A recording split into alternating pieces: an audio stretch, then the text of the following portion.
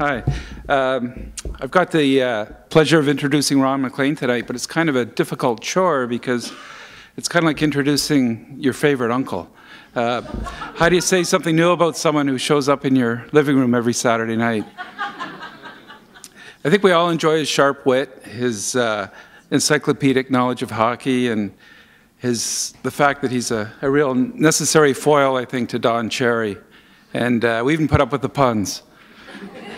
In short, I think he's a great broadcaster, and he's got this uncanny ability to think on his feet, which I think is something to really marvel at. He doesn't have a truckload of Geminis for nothing. Are you up to 8 now, Ron? Is that where we're at? 10, so he's got a dozen of them. But I think more than that, I've always viewed Ron as something of a guardian of hockey, a guy who cares about the game passionately and puts his thoughts out there and makes sure that he stands up for what he believes in is right about the game. And I think that's what Canadians really do appreciate about Ron. And also, I think a unique skill he has is that he takes a back seat all the time to his guests. It's their moment to shine. It's not his moment to shine. And I think that's an amazing skill for an interviewer. And he brings out the best in people. He's willing to take a back seat unless he's talking to Gary Bettman, but that's a different story. But Ron's now written a book, and there it is. It's actually quite good. I really enjoyed it. It's cornered hijinks, highlights, late nights, and insights. And so I think tonight that gives us a bit of an excuse to turn the tables a little bit and ask Ron a few questions instead of him asking the questions. So I'll ask a few, and then we'll open the floor up because you guys are probably smarter than me, so you can ask some questions at the end as well. So without further ado, here's Ron MacLean. Good job. That's great. Why don't you have a seat, Paul? I'll just say a couple quick words. Tina, is that okay? I changed the format already. Well, how many? Yeah. Doesn't know how many Geminis I won. I'm taking over. I know. I'm just kidding. One funny thing about those silly Gemini awards, as you'll read in the book, I don't keep them, and I totally understand that Don deserves it, or the CBC deserves it, or somebody did something, and we get these awards. But we originally, in my first year at Hockey Night in Canada, the very first time I was nominated, it was along with Don Cherry, and we lost to Bob Asumi's fishing show. And Grape said, "That's it. I don't want any. Don't you ever put me up for one of them stupid awards again. I don't want anything to do with them." And I know what you're thinking. Why is Paul? Of course, it's a great cooperation with the Library and Toronto Star that Paul's doing the interview. Where's Don? The reason we don't bring Don to an event like this is he'd want to tell you this spiritual, motivational, stupid story, really, about how when he was a young man, his father used to walk 5 miles to school with him and back every day. And of course, he had to. They were in the same class. So I thought, no, just kidding. So the last thing on this, and then I'll sit down and let Paul take over, is I remember Peter Zosky had his wonderful golf tournaments for literacy, right? And I got the opportunity to go to Whitehorse, Yukon, Dawson City, all over the country with Peter, who would take these meticulous notes, and he really was careful about what he was going to say, representing the regions, the cities, the cultures of different places he visited.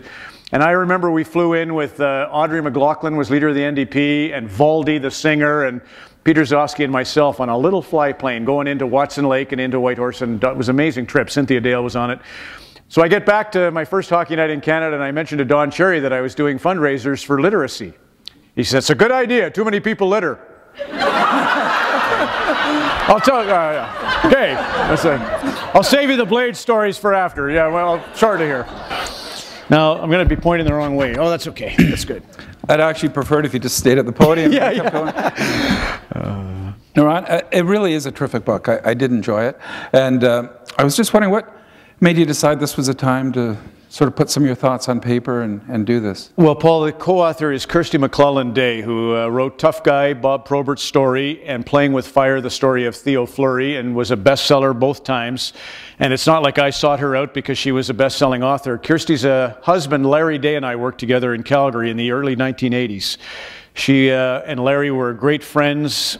She was always after me to do a book, and I would always, like, I think most of us think, well, who's going to read about Ron MacLean, kid from Red River, as Don calls Red Deer, Alberta? And so I kind of downplayed the notion. And then when my mom died at the Beijing Olympic Games, during the Games, I kind of realized I've turned 50, Mom's gone. Maybe now is a good time to chronicle a little bit of what's happened in my life. Not so much for me, but for my dad, for Don Cherry, who's 77 and going on 16. But, you know, for all the people in the broadcasting profession who were really great in shaping me and helping me to get where I got. And, you know, I never think of it as we all know Hockey Night in Canada is a very sacred kind of a flagship show for the country, for CBC, just the way it became. It evolved out of a time when we were all growing together, and so it is special. I know I'm lucky to be, or blessed to be, in the middle of that mix and pinch myself a little bit about it. But I wanted to thank people for giving me the chance to get into broadcasting in the first place, to understand a little bit about one-to-one communication. And that's what this book became, as a 305-page thank you card. I was curious, and we'll move on to talk about hockey, but I was just curious about the process. And did you have to research yourself, or did you actually remember all of these anecdotes and stories? I like, you know, I'll get sidetracked a lot tonight, but there's an Irish author named Nuala O'Phelan, and she wrote a book called Are You Somebody? It's a memoir, and I kind of keyed into this Nuala O'Phelan because she was diagnosed with cancer and her world went black. And she's a brilliant Sunday Times, Irish Sunday Times columnist who wrote this book, and she kind of guarded against the criticism she knew would come her way. Because in Ireland, you just don't stand up like the tall poppy and speak about yourself, right? They're going to cut you to shreds for that. So that's why she called the book Are You Somebody? To kind of mute the criticism that would be coming her way. And she talked about in her first book a lot of her former lovers, her family, and in every situation, this journalist that she was, this award-winning essayist, got every one of them wrong. She described her family members, and they said, "No, Nuala, you're wrong. That's not how I am at all." And it was kind of a real interesting revelation. So the thing I noticed going into the book was, be wary of that, Ron. First thing is, don't make assumptions about, you know, trying to put into words what other people feel about themselves. I have the luxury of, obviously, the Coach's Corners, and all my Olympic work has been chronicled. There's a video library of that we can go back and look at. And then the other process was we did 16 drafts of the book. We were 2 years in the making of the book. Kirsty would come to all my speeches. What you saw, you know, those are usually a couple of the lines that I open up a speech with, and then I get into more extended stories about my experiences. And really, that was a template for some of the fun in the book. And then it was a matter of just identifying the other narrative that would be the thread in the book is really what you said. How does a kid from Red Deer end up on Hockey Night? And I was scared skinny. I was, as much as I was a gregarious kid, president of Students' Union, captain of my hockey teams, only child, so a little bit more outgoing than I ought to have been. I also had severe anxiety. I was also a little timid and doubtful about myself all my life, or young life. And that was what Kirsty kind of honed in on and did a great job, I think, of arcing through the book. You'll see that there's a guy that, you know, while he wanted to be on stage and in the middle of everybody and the guy that everyone was looking at, he had enough doubt about himself and he had this fear that he had to overcome. And that was that. And he also had this arrogance that, you know, he had to sort of deal with to combat all his life, that even when he was right, he looked a little too smart for his own good. Now, I think everybody here would ask, if they had a chance, would ask you the same question, and that's, what's Don Cherry really like? Funny because when I worked, I started as a weatherman, and then I progressed to a sports guy, let's say. I don't know if that's a progression, but anyhow, I'd be the sports anchor, and everyone wanted to know, what's the weather girl like? You know, every newscast in the country, the anchors, the sports anchor and the news anchor have to put up with, what's that babe that does the weather really like? And now I get, you know, what's that hunk that does the crazy segment? Don is, you know, from the moment I met him, he's softer. I think most in this room are old enough to sort of read between the lines with Don. He's a lot of what you see, obviously right-wing fundamentalist, proud soldier, but he's got such a soft heart that he was there for me, very much a champion of the underdog. When I was in my early years, Ken McKee, the Toronto Star, just ripped me the first couple, and why wouldn't he? I was, like I said, I was a deer in headlights. I deserved it. But Don would be there for me, and he really was a godsend in my first 2-3 years of my career and just sort of getting me over the hump. And I'll say, you know, Paul, one of the other sort of themes of the book is, what is it? This is not a book about do this and you'll succeed. I'm not into that. But I do talk a lot about the preparation required to do my job, the sort of pressure you feel to ethically get it right. You know, when you realize what we are doing is, I liken it to Cervantes' Don Quixote and Sancho Panza, out teaching you about honor and about wear your poppy and take your head off during the anthem and behave this way when you're hurt, get up, you know, and all these sort of lessons of nobility and knights errantry. But I also realize that we're half bigoted and half racist and half, you know, we got to really watch how we do what we do. And I was always kind of keeping myself in checks and balances. And Don, to his credit, is as prepared for his role as anyone in our business I've ever seen. He's extremely well read, a lot of naval history, loves Sir Francis Drake's probably his idol, if not Lord Nelson. Churchill, Lawrence of Arabia, T.E. Lawrence, Seven Pillars of Wisdom. He's read Attila the Hun. He's read everything that any great leaders ever put to paper. He's also read every book about any actor or actress in Hollywood, the divas. He's big on figuring out, you know, what to wear, how high to sit, how to be lit. And then he's been around hockey his entire life. So he's so uniquely positioned to be the guy he became. And that's one of the things that I don't think people realize about. And I don't even spend a ton of that because it was my book. I didn't want to brag about it that much. But that's probably the thing about Don that people don't understand is he's extremely well prepared. He doesn't shoot from the hip like most people would think he does. But it does come across that way, and I guess that leads to the question, well, how much of the show is scripted and how much is off the cuff? It's, the coach's corner is pretty tight. We talk on Saturday morning is when we first will address it. I phone him or he phones me. We alternate every Saturday morning at 9:30, and we go through a list of things that we've seen during the week and also discuss maybe the hot button topic or water cooler topic of the week.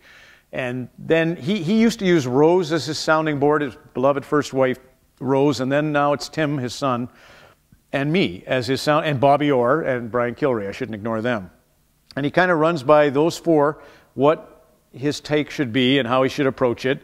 And then I'm sort of really the conduit to keep him on track as best I can be, and sometimes prod, you know, but it's a tough situation. You know, he's got 5-6 minutes. He really, there isn't time to argue. Unlike the Bettman, which is usually 10 minutes, and I can get away with it. We just try to sort of set out a pecking order, and then at 5 o'clock we look at all the video, and then we just go at it. And Don has it pretty much like a homily. He's ready for that Saturday evening address to the nation from the pulpit that is the Church of Hockey, right? And I try to stay, for the most part, out of the way, and then I do the unmerciful pun just to kind of let you know that there's two sides to the story. Let's just not get too carried away here, right? In the book, you mentioned your relationship is sort of arguing and reconciling, which I thought was a really neat image. And how would you define your relationship? How do you guys get along, and what do you like away from the ring? I don't think I have a better friend in the world, and I think he would say the same. You know, we don't spend a lot of time together. In fact, in the off season, we don't see each other at all for fear we'd ruin it. Don is I'll tell you a story that's in the book, I believe, about, yes, it's the stick. It's awful. I've forgotten parts of my own book already, but you know what happens is you do 16 drafts, and you start to vet the last chapters, and you kind of lose the arc of the story, and you forget, now, did I stay with that in chapter 14? It's been a year and a half since I looked at chapter 14. Anyway, the story is this about Don. He was, his father, and it is in the book, his father is going to a ball game to watch Richard, Don Cherry's brother, play midget baseball. And Richard is 2 years apart from Don, and so Don's just there with his father as a spectator to watch Richard's ball game. And they're sitting in the first base bleacher, and the home plate umpire comes over and says to Del, Don's father, says, "Delmar, the guy that was to umpire at first base didn't make it. Would you mind having Donald go out and umpire?" And Del says, "Oh, no problem, Reg. Don, get out there." And Don says, "Dad, I don't know anything about umpiring." He says, "Donald, it's first base. The ball's there before the runner. He's out. Now get out there." So poor Don goes out to first base, and he had to make a ruling actually on a play at second base in the first inning, and he ruled in favor of his brother Richard's team. And then the manager of the opposing team comes out of the dugout from third base side, comes over to Don, you know how managers do, and he's kicking dirt on him and calling him every name in the book. And poor young Don Cherry doesn't know what to do. He'd like to smack him, but he doesn't know what to do. And so at the end of the game, Don's walking off, and he's going by third base now, kind of looking for trouble a little bit, like only Don would. And that manager pops up out of the dugout, and Don just sort of brushes him. He doesn't drive him, but he does kind of brush him, and the guy loses his step, steps into the dugout, hits his head on the bench, and is knocked out. And of course, Don's kind of happy with himself, and they leave the ballpark, and Don Cherry says, "I'll never forget it. My brother Richard and Dad are ahead, you know, and I'm walking in behind, walking along the picket fences, and I had a stick, and I was going over the post. And this car pulls up, and it's that manager and three other big guys, Kingston, Ontario, the 1950s, got to be a fight, right? Well, the manager gets out of the car, and he comes over to young Don Cherry, and he says, "Donald," he says, "I was a jerk back there. You were good enough to help out umpiring, and tell you the truth, you made the right call. I just didn't want you to get any ideas about favoring your brother's team. You did a good job. Put her there, and no hard feelings." And they shook hands, and the guy got back in the car, and they drove away, and Don's father, Del, came over to him, and he says, "Donald, you ever shake the hand of a man who's crossed you, you'll not live under my roof."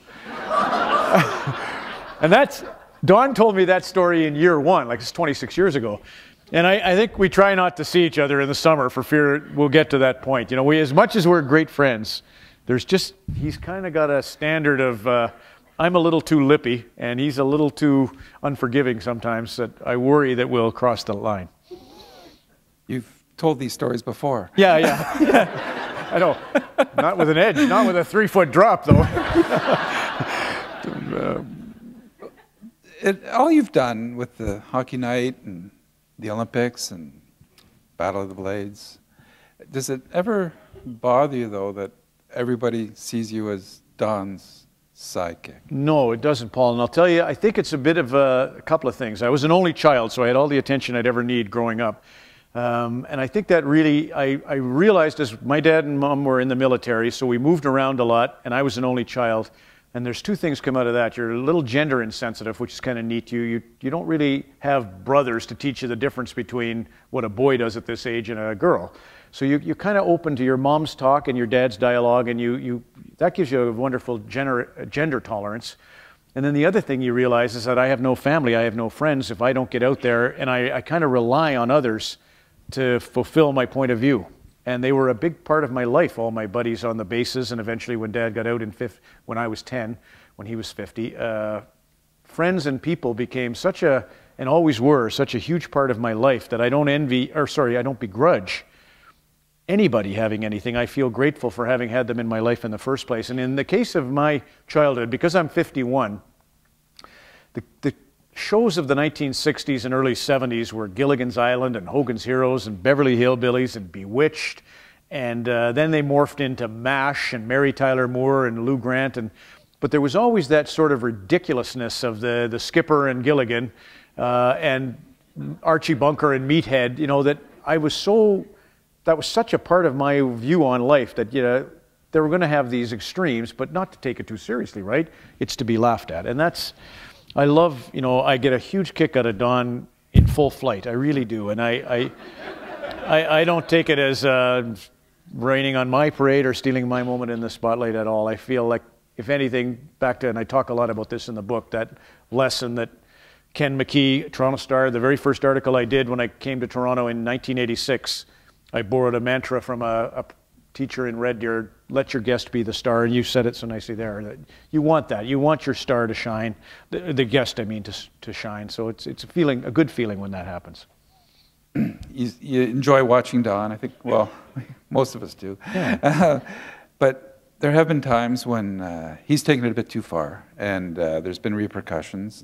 We read about the fallout in the newspaper the next day or in the following days, and one recently, but there's one you write about rather extensively in the book, French Immersion. Yeah. And when he takes on, maybe that's too strong a phrase, but takes on Europeans and the French guys. For Well, they're two separate stories. The French Immersion joke, which yes, the French Immersion joke happened at the yours. Bobby Orr Yeah. opening, the Hall of Fame in Parry Sound, and it was a little situation like this. Like there's a camera and it is being recorded.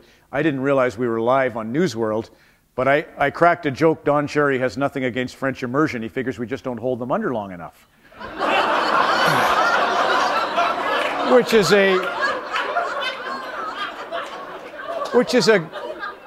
It's an excellent New Year's Eve joke at the dinner table, but it's not for News World, and I didn't know. And then subsequent to that, Paul, Don got in hot water Yes. when he said that the visors, all the guys that are wearing visors are the French guys and Europeans, and they're the ones causing all the problems. And that's when the proverbial really hit the fan.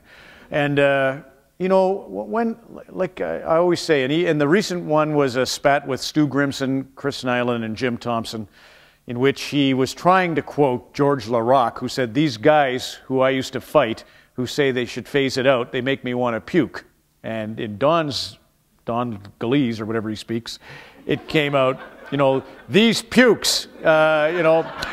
So he paraphrased a little too, you know, quickly, and it backfired on him. But my take on that, Paul, is I take great care to study as many ethicists as I can, Joseph Hellyer, Margaret Somerville. I read extensively Louis Lapham, Noam Chomsky, Christopher Hitchens. It doesn't matter who I read, I'm always reading with that sort of bent, you know, what ethically is fair. But I also mitigate a little bit of that with this simple Voltaire's famous, "I may disapprove of what you say, but I'll defend to your death the right to say it." And we have to have both sides of the story. And Don has grown in, you know, popularity as a leader selling a popular agenda. But it's amazing to me that Stephen Harper, you know, there was a time when Don was at the height of his powers and the Conservatives had 2 seats. Now Rob Ford's done well in Toronto and Stephen Harper's done well nationally, but don't ever confuse Don's role on Coach's Corner with the fate of a municipal, provincial, or federal election. Have you ever tried to explain or understand the cultural phenomenon that is Coach's Corner? Yeah. Like you'll be in a bar and the only time they turn up the sound is for that segment. I think, and I don't take any credit for Don. You know, I looked forward to it before I got on it. Dave Hodge was hosting Coach's Corner before I did it, and it was just as good. Don is a great interview. As I said, nobody has prepared for his role. Like, I'll give you a good example. The Oscars, when James Cameron won the Best Picture for Titanic, and he got on stage at the Oscars, big thing, right? And he says, "Look, Ma, I'm on top of the world." And everybody thought, what a pompous ass. But not Don. Don knew that that was from the movie Heat of the Night, when the character in the final scene of the movie stands on the big oil drum and he's bright. Well, who is it? You know, well, that's the more recent. But it's like Rod Serling. It's not. Jimmy Cagney, yes. Thank you. And they shoot the barrel and he blows up and that's it, right? That's the end of him. That's what he was saying. He was poking fun at the, here one moment, gone the next. And that's, again, I do get a little disappointed that Don is so prepared for, he has done such a job of thinking about what he's going to do that's why he has an audience. He's found a style, but he's also found a voice that's unique, and it's worthy of our 5 minutes. It's only 5 minutes a week, and it's kind of worthy of that 5 minutes. Now, Coach's Corner isn't all you do, and you do interviews apart from that, and I think probably you're more famous than anything for your interviews with Gary Bettman. And yeah, I understand he's not going to do it anymore. He's no, backed I haven't off. been able. Well, I might be able to pressure him into it, but he, his take is that it's becoming too much of a show, right, and detracting from, say, the playoffs or the All-Star Weekend. Which is fine, Gary, and I kind of agree with you. But the fact is we pay $100 million for the rights to broadcast the NHL, and that's a big put out by the CBC. And you'd think, as a guy receiving $100 million, you might do something good for what is our needs, which is the show. and a good interview might be good for the show. So I think I'll shame him into it. What's your relationship with him? It's good. You know, he's just, unfortunately, you know, like the last interview that went off the rails, but it was kind of, and it's been proven to have been correct. I don't know if you know this, Paul, but the last interview I did was in June of 2010, and the basic gist, I had to interview Gary for the umpteenth time, and I really didn't have anything to ask him because I knew he'd do the same circumvention. But he had said in his press conference that, look, we may be having a tough time in the southern markets, but nobody's turning back the keys. And I called him on it. I said, well, Dallas, Tom Hicks is turning back the keys, and he gave me an sincere answer, or disingenuous, or whatever the word is. And it's been proven that, in fact, the NHL was funding the Dallas Stars. They gave them $51 million since 2009, that in fact they were operating the Dallas Stars and making all decisions on trades and otherwise. So the question was a very legitimate question, and it met with a rather hostile, and I mean hostile, you know, there was efforts made to try and shut me down, both at the CBC level and from the NHL level. And it was frustrating to me that, you know, that's the only thing that I kind of begrudge is that, look, I understand, I think everybody wants you to be a marketing arm of their corporate entity. But Hockey Night in Canada is a little bit bigger than that, and the CBC is a little bit bigger than that. We, you know, the marketplace for an idea can't just be those who can afford it. And that's what will happen if it, and I'm not knocking the Toronto Star because we're here for us, but if it's just corporate agendas, you have to be very careful of what it is that you see, read, and hear, because we'll lose that sort of marketplace of free ideas. And even recently with Rick Mercer and with Mary Walsh and with, I don't know if I'd take a plastic sword to somebody's private property, but it is a plastic sword, and it's Halloween. But anyway, certain Kevin O'Leary, Don Cherry, all of these CBC voices have kind of stirred the pot, and I'm glad for that. You know, that's a good exchange of ideas, and Bettman's got to give us that, you know, and the NHL, I think it actually looks better on him if he just calmly answers those questions, right, or says, Ron, I can't. That would be better than saying gag order. But you end up with this sort of odd television where he's touching your arm, yeah, or no, and I being a bit condescending. That's right, and I'm just as guilty, I suppose, but still, we got to try, you know, and because nobody else would have taken him to task. He went through that whole media press conference, and nobody took him to task for that lie, and it was a lie. Not a big deal. It's not going to decide whether or not the 7 billion of us have enough to eat, but it's just fun. That's what he does, right? He is the representative of the owners. If I have the head of the PA, I should be just as vociferous in calling him to account, because in the end, you know, just like, you know, as a CBC employee, the taxpayer has a say in what I do. So does the fan have a say in the game, and that's what I sort of try to work at protecting.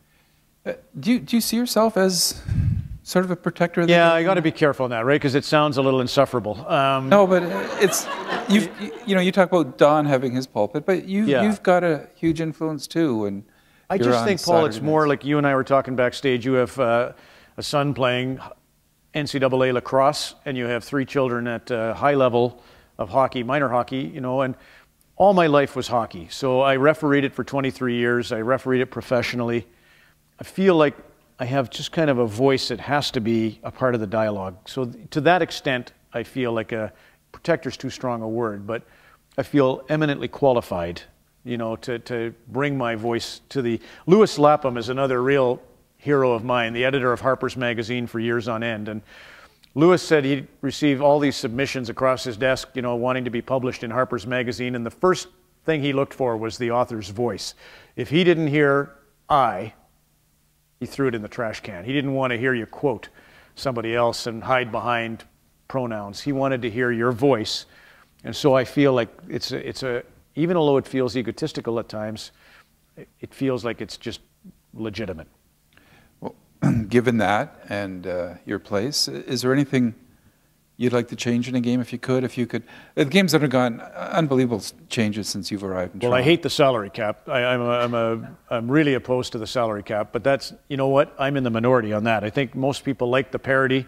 Most are happy with the fact that it's like a Yahtzee game at the start of every season. We shake the dice and guys show up here, there, and everywhere, and you don't know what to expect. You know, Toronto's gone from worst to first, Boston's gone from first to worst, and hey, want to bet? You know, but I don't like that. I like, and it's subjective. You know, and Katarina Witt was just talking about it in figure skating. The hockey, they went after goals. That's really what they went after. They went after this idea that let's let the star player show us their skills, so we'll have more scoring. But you can't mess with the essence of a game, and I think that the cap has diminished the talent on a particular roster, or not allowed it to stay together long enough. And then I think we just go after speed a little too much, and it's made the game quite dangerous. And I don't really approve of that. You know, I feel your son Sam's a hell of a young defenseman. He's got to go back and handle a puck with a composite stick that makes it hard to hold the puck. He's got to go in behind the net. The goal line's been moved from 13 feet back to 11. He's got to deal with, if he puts it over the glass, it's a penalty for delay of game.